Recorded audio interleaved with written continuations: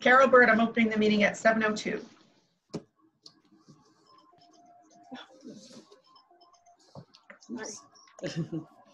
Okay, so first thing would be the meeting minutes from last month.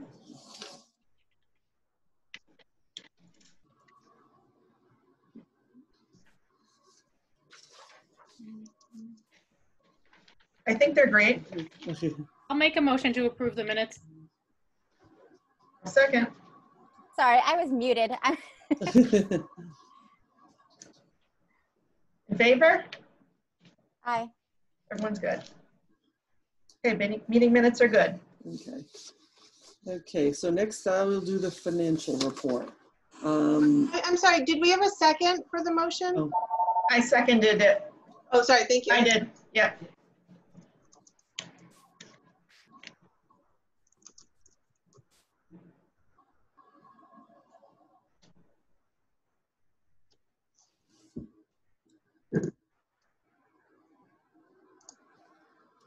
You all set, Laura?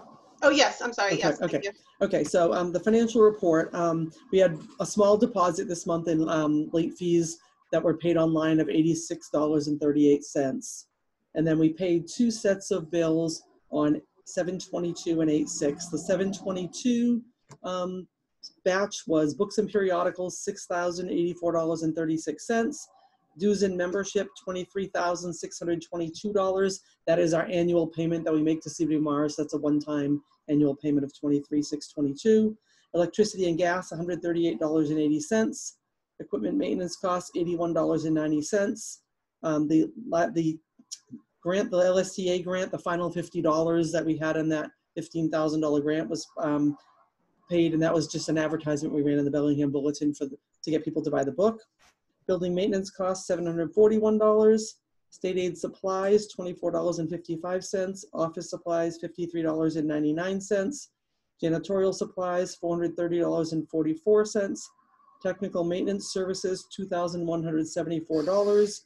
Users fees, $301.28. And COVID-19 supplies, $1,686.81 for a total of $35,781.42.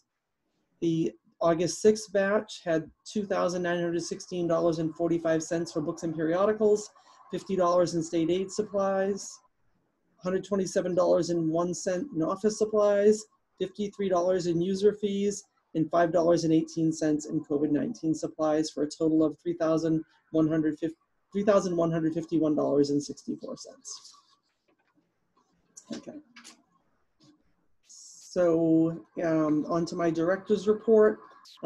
Basically on, what was the date? August 3rd, we began the grab and go service. I was only there, a few days before I was out, but everything has been going pretty well from what I understand. We haven't had any lines of people waiting to get in the building. People that are coming in are happy they're able to come in and do a little bit of browsing. And well, it seems like it's going well. I think this will probably be our model for, I would see us going through at least September with this, if not longer. And we can talk about that. Probably in September, we should talk about what the plan is. But I don't see, given the current situation, I don't see us doing more opening of the building at this time. We're doing this tonight. We're doing the second reading of the mask face covering policy, although it has been enacted, informally, and from what I know, people are complying. We haven't had any issues with people. I haven't heard anything of even having to serve someone who outside the building. So everyone that's been coming in has been wearing the mask, but we do want to have the policy in place. So I'll just read it, and then it's a second reading. All staff working in public areas and patrons visiting the Bellingham Public Library must wear face masks or face coverings that cover their mouths and noses. Patrons who choose not to wear a mask or face covering will be assisted by phone, email, or curbside checkout. Patrons must wear masks or face coverings when in the building or near others on the library grounds.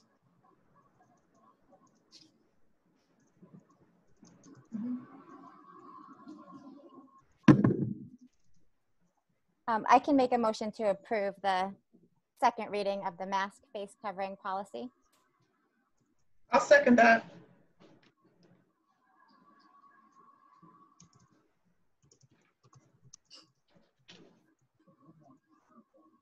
I'm in favor. In favor. So it's unanimous. Okay. As the next thing on my report is programs. I'm in the process of, and I have to get it done before August 31st. Our ARIS state report is due on August 31st. It's not gonna be like any other year that we've done a report. You know, statistics are kind of all over the place. I think I have most of them compiled through June 30th.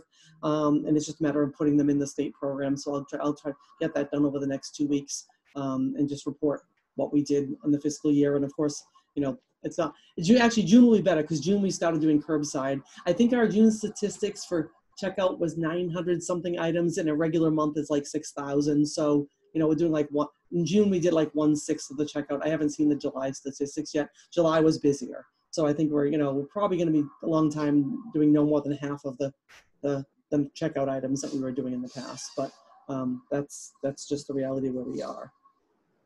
The budget for last fiscal year, we're done with. Everything is finalized, and we basically gave the report from the town shows we gave them back $9,814.34. But prior to the end of the fiscal year, they took back a $12,000 appropriate $12,582 that was in our electricity line that was not used. So we gave them back over $21,000. So that's a a contribution to keep the town's finances in good shape. And we still meet all of our requirements with this budget, with the budget what we spent. So that was good. FY21, we've spent 12% of the budget, so our fund balances for other things, I'm waiting for verification from the accounting office. At the end of the year, they have to transfer all things over, and they hadn't finished it last time I checked in with them. My estimate of our state aid still has $11,247 in it. We'll probably be getting another at least 10 in November or December. The user fees, the fines are under $300, and those aren't going to increase greatly because we're not charging anybody fines for anything right now. People might be paying small things online, which was the $86 that I talked about before, but that fund is going to be a lot less. That fund also used to have money from the copier. The copier is operative now. I don't know how much money we'll make on the copier. And the meeting room fees, which we're not going to be getting for a while. So our user fees fund is probably going to be depleted for a while. We still have $3,000 in the gift fund. So if we do need to buy some of those things that we used to buy out of the users fees, we can use the gift fund or state aid to make up for it.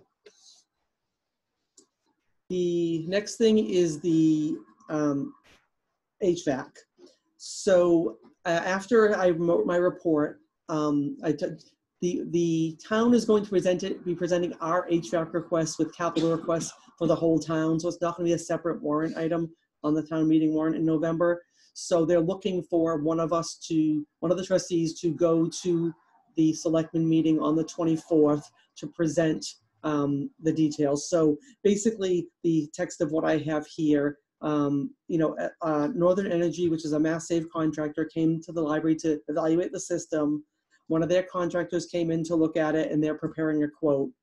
So once we have the quote, we'll be able to give them the dollar amount that will be going to November town meeting. But this was the recommendation on how to proceed. This was given to us by Roger Oakley, who is the building supervisor for the town. So we should be good. Once we have the number, if we have the number by the 24th, that will be great. I will check back in with him when I get back next week to see if he has the number. But I know oftentimes they don't fill in the number until closer to the time of the meeting if people are getting quotes. So what I was told is if it's under $100,000, we won't even have to go out and get bids or quotes.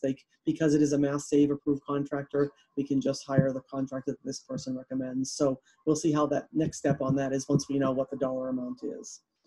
Bernadette, Yes. did you talk to Hillary? Because I think we're on the agenda for the selectmen's meeting on the 24th anyway. Yeah, we are for two things. There's another item too. Okay. Which is the next thing. The trustee. So the only application they received for the library trustee was from Sue Garton. Sue, did they contact you yet? Yeah, Hillary sent me an email saying that I was going to be at the August 24th meeting. Right. So so what we need to do tonight, I checked with Dennis and Hillary this morning, is instead of all of the trustees needing to appear at the meeting on the 24th, they're okay with you guys voting tonight on the library trustees by a vote of whatever are selecting Sue Garten as a new trustee, then we can go to them and then they can add their numbers to it. And only one trustee has to go to the meeting to present that. And Carol said she's available that night. So Carol can do the presentation. Yeah.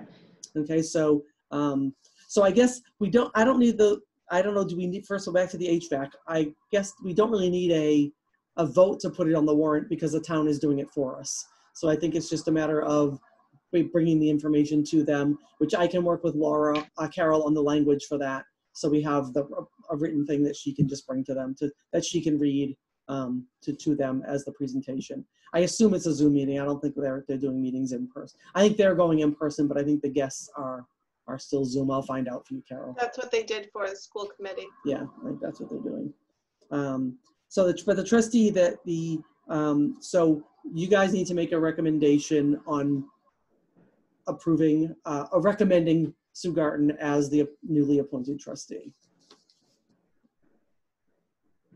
I'll make the motion to recommend the appointment of Sue Garten as trustee. I'll second that. In favor. Nicole, you're on mute. I But we read muted our myself and then I unmuted myself. Sorry, in favor. Okay. And thank you for going to that meeting, Carol. Sure. It's August 24th, right? Yeah, yes, yeah. It's a week from Monday, right? At 7 o'clock. Okay. The next thing we have is the meeting room policy update.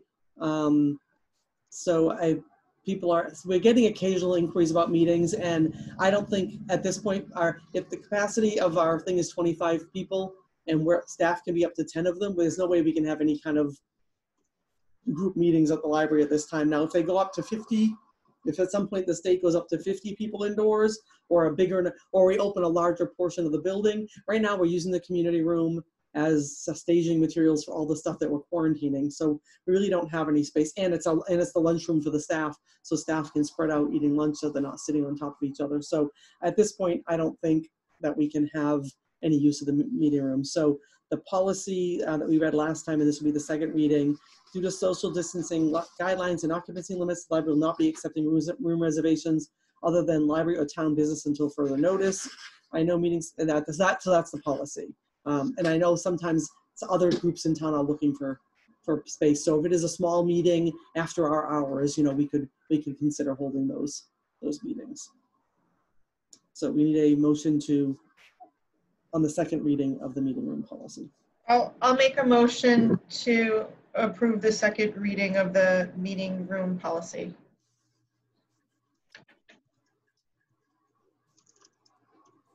I'll second. I think I'm unmuted. In favor. Second reading of the meeting room. Okay. Yeah. I'm just gonna let it lie and leave myself Yeah. unmuted. Yeah. Okay, all set? You all set, Laura? I'm in favor. Yeah, I'm just trying to catch up. Sorry. Okay, that's fine. Nope. It's fine. You can keep going. Okay, so the next thing is the children in the library policy, and now that the schools have decided they are going to do 2 days, 4 days a week, there's going to be kids at the schools. I mean, I think our policy is valid. We have to do this. What do we do if kids show up? They're outdoors. They can't be in the building. It is a grab and go. The policy basically says get your stuff and leave. If they're high school kids, they can come in. I think it was 13 and up is what we did for the age. We did 16. I thought we did 16. No, we brought it down after we talked to, what did we do? Oh, there it is. It's 13? I think it's written 16. Oh, I thought Because we you talked to changed it. Dennis. Yeah, I thought we changed it to. We did change it to 8th grade and Eighth up, grade, which was yeah. which was 8th grade. So that's an error. It is 8th grade and up, and I think we put that way as an age because some of them might be 13, some of them might be depending on what grade they are. I think we would say children in 8th grade and from 8th to 12th grade, children 8th grade and up. Well, no, it says are not permitted. So children. 7th grade and under. 7th grade and under, right? That's what we need. That's what. Thank you. 7th grade and under are not permitted in library without a parent or guardian, right? That's the recommendation. And we'll see what happens when kids start showing up. I think that it's going to be go hang around the football field or do something outdoors because we don't have space in the building, you know. So hopefully, I'm not anticipating a problem, but there might be a couple kids who wander by that, especially the first week or so, we might get the message out, you know. Mm-hmm. But this will be was it in the August Bellingham Bulletin? I think it was. And it'll be in the September one, which is definitely because school's not starting until the 15th, right? Yeah. Yeah. So this will be in the September one. It's in the September press release. So, so that's good. Actually, that's going to be sent right after this meeting. After we approve this policy, that's going to be sent. So, okay. So that is the proposal. Effective today, children children in 7th grade and under are not permitted in the library without a parent or guardian.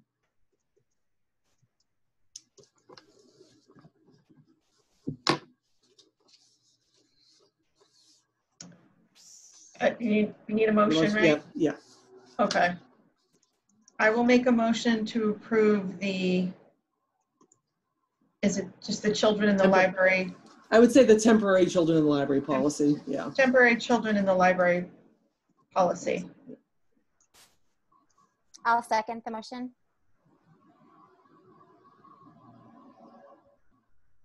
In favor. In favor. Motion made by Carol. And just a discussion point about this. So, you know, at some point, I think if conditions do improve, we need to look at this. But I'm looking at hours. So what we've done in the library, we're only open 11 to 3 on Friday. So what we've done is we've revised everyone hours. So when we close to the public on Fridays at 3, we all go home because so people are working more hours, like filling holes and doing things during the week when we're there. So I think we need to, in a way, I think it might make sense, and we can probably talk about this next month if we make a decision that, you know, this might go through December, or it's, you know, and it's something we have to decide now. But if we're talking about library hours, it'd probably be good to have some forward-looking things so parents would know what to expect. I don't want to be changing this, you know, I don't want to change it next month and then change it back the month after if something changes. So I don't know, I think we just start thinking about, do we want to make this a little bit more of a permanent, or put a time frame on it? And like, then the other question is, do we actually open on Saturdays? You know, once the fall hits, do we do some hours on Saturdays? My idea with the 10 to 3 is if we did the Fridays 10 to 3, we could also have Saturdays 10 to 3, and then the people that have Friday off would work Saturday instead, and it's the same number of hours. So that makes it easier to switch those off. I'm thinking maybe we don't do the Saturdays till like after Columbus Day or something, wait a little bit longer than we normally do. You know, because if school's only starting a lot of the Saturday opening in the fall was because school's starting and people want to come in and study and get materials for that kind of stuff. So, and I guess we can just wait and see what kind of response we get to people saying, oh, you're still not open on Saturdays, you know, and see what happens there. But I don't think don't think we need to be in a rush to open on Saturdays right away. Anyone have any feelings on that?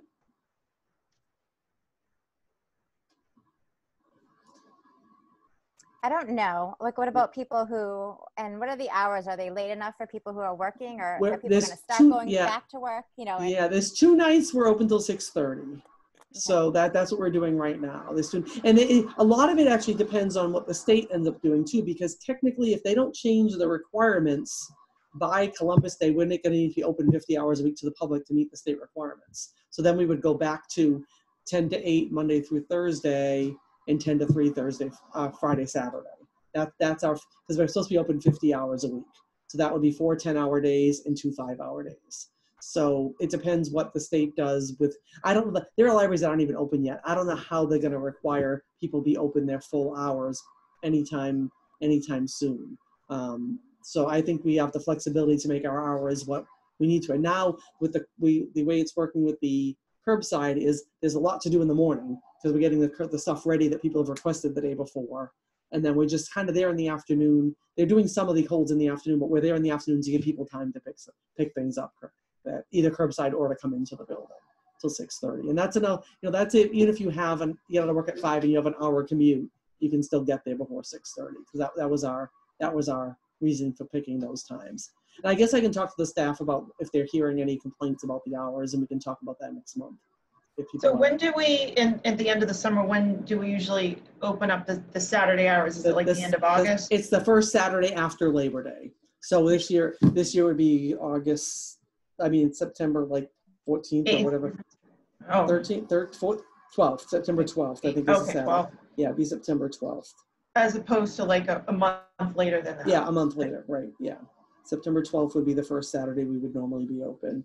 And if Columbus Day is going to be on the 12th, it looks like it would be September 17th. That's kind of what I'm looking at now. But we can see, you guys are meeting September 10th, so we can see what the feedback from people is, in the meantime. If people are like, we hear from a ton of people saying, oh, you're open next Saturday, and then we can see if we're getting a lot of that feedback, then we can make a decision. We could say, okay, we're doing it 2 weeks from now. We could make a decision at the meeting on the 10th to not wait till, even that might make good to wait till the first Saturday in October if we're already at, at the 10th. But what if you opened on Saturday but didn't do curbside pickup and kept that from Monday through Friday? Could you do that? I think more people want a curbside pickup, right? We're getting more people curbside pickup than the other way. What some libraries are doing, and I'm going to see how the staffing is going. Some libraries are doing just curbside pickup hours. I'll let it put one or the other. Morning is curbside pickup, afternoon is they wait on people, and so the other way around. The way our curbside pickup works, we get the stuff in the morning, so it would make sense to have people come in the morning and then curbside in the afternoon if we were to choose to change the model. And there's definitely stuff for staff to do when you're, even though there's not people in the building. They're getting stuff ready, they're reshelving. That area is, how many of you have been into the building since we opened it? Well, most of you have seen, it's a smaller area. So they're putting stuff back that's returned onto those shelves if it's new and modern and stuff they think people will want. But if there's not enough, they got to go to shelves and find things to fill up, keep that space filled up too. So there's plenty of work to do. And then reshelving stuff that if it is older, they're just putting it back on the shelves, the regular shelves. They're not putting it on the curbside. They're trying to keep that to be the newer, fresher stuff. So my thing is, I think we should wait till the September meeting to make a decision on Saturdays. Mm-hmm. And by then we'll have the kids won't be here yet by then. So the kids aren't back till the 5th. Is it the 15th? 15th, yeah. 15th, that's a Tuesday.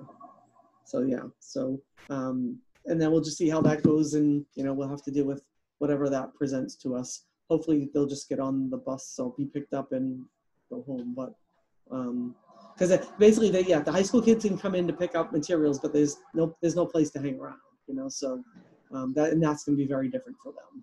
So and us. Mm-hmm. And that is all I have. Does anybody have anything else? Good? Nope. No. Okay. All right. I will adjourn the meeting. This is Carol Bird. I'm going to adjourn the meeting at 7:26. Yeah. Thank you. Okay, thank you. Good night, everybody. Thank you. Bye. All right.